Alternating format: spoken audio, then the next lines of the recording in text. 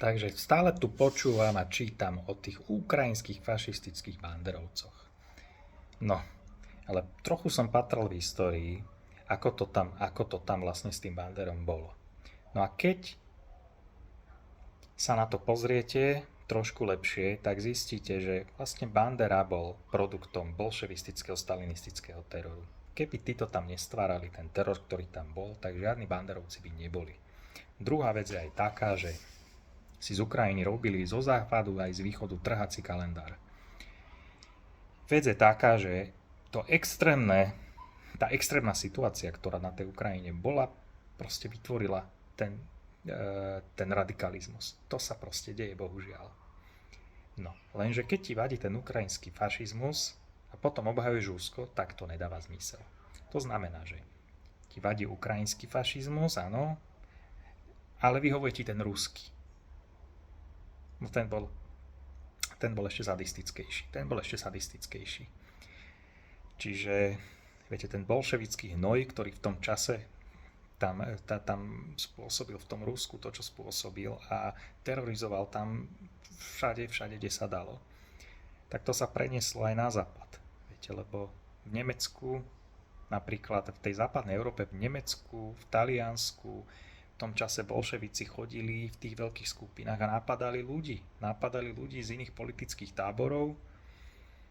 Keď ste čítali Mein Kampf Hitlerov, tak Hitler to tam podrobne opisoval. Aj na jeho mítingy chodili bolševici a napadali ich. No, on to podrobne, pre ňa bol bolševik to isté, čo Žid.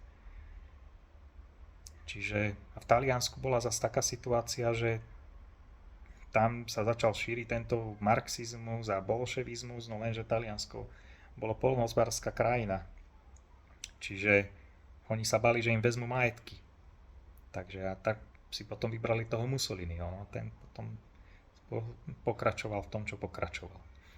Ale aj fašizmus, aj nacizmus, aj taliansky fašizmus, aj nemecký nacizmus vlastne vytvorili bolševici. Čiže vytvorili, bol reakciou na bolševizmus, aby som bol presnejší. No a Bandera bol tiež len reakciou na bolševikov. Takže tým ale akože neschvaľujem nejaký ten teror, alebo čo spôsobili banderovci, len to je, viete, to existuje taký ten kyvadlový princíp. To znamená, že keď sa vychýli na jednu stranu kyvadlo, tak rovnaký extrém sa vytvorí na tej druhej. No.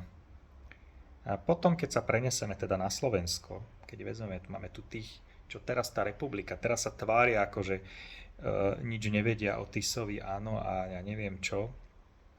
Niektorí chodili v bomberách pred 20 rokmi. Tu obdivujú ten náš slovenský štát a toho nášho Tisa. Teda, no a jaká bola situácia v Československu?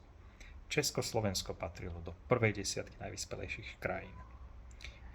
Čiže mali sme tu rozvinutú, tu bola inteligencia, mali sme najsilnejšiu armádu, mali silný priemysel, čo vyvádzal do celej Európy. V tom čase nejaké Grécko, Taliansko, Španielsko, Portugalsko, to boli západákovi. Takže a Nemecko bolo spustošené. Takže my sme tu nemali žiadnu extrémnu situáciu, kde bol nejaký priestor na nejakú radikalizáciu. No a naši fašisti, ktorí využili potom tie problémy a vytvorili si vďaka Hitlerovi sa vytvoril ten slovenský štát, tak našich fašistov nenútili vytvárať nejakú linkovú gardu. Neboli ani nútení zlikvidovať opozíciu od Hitlera. To si tu všetko sami ziniciovali. Druhá vec je, že poslali vyše 50 000 našich spoluobčanov na smrť. Dokonca ešte doplácali Nemcom, aby sa nevrátili. A potom si rozdelili ich majetok. Proste hnusní, vypočítaví, proste prospechári, skorumpovaní.